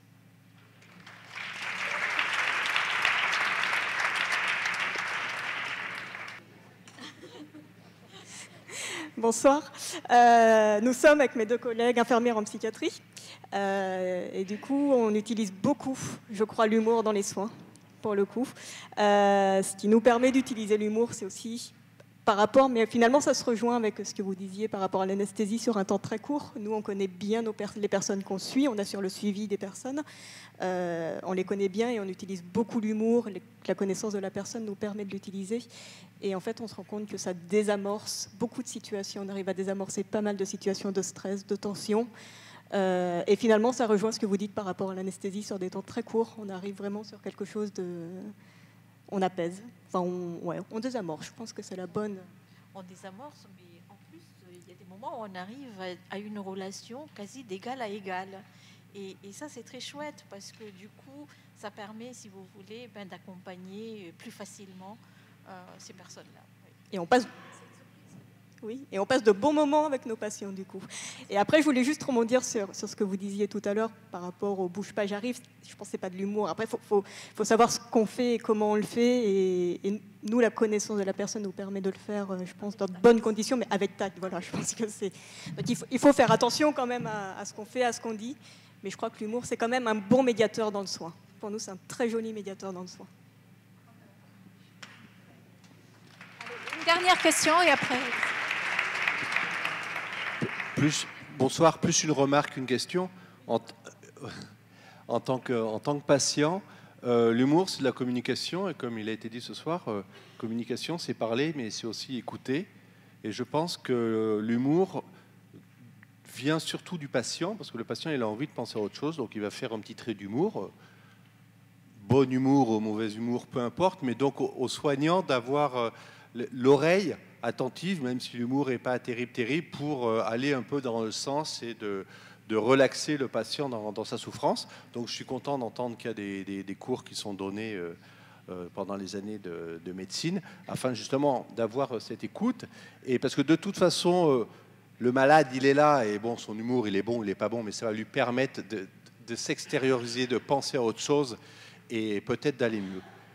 Et en fait, il est vrai, par rapport à ce qui a été dit sur les anesthésistes, que mes plus grands moments de rigolade, ça a été voilà, juste avant de m'endormir. Peut-être parce que les plus courtes sont les meilleures, et que là, on n'a pas le temps vraiment de s'étaler, mais c'était un bon moment.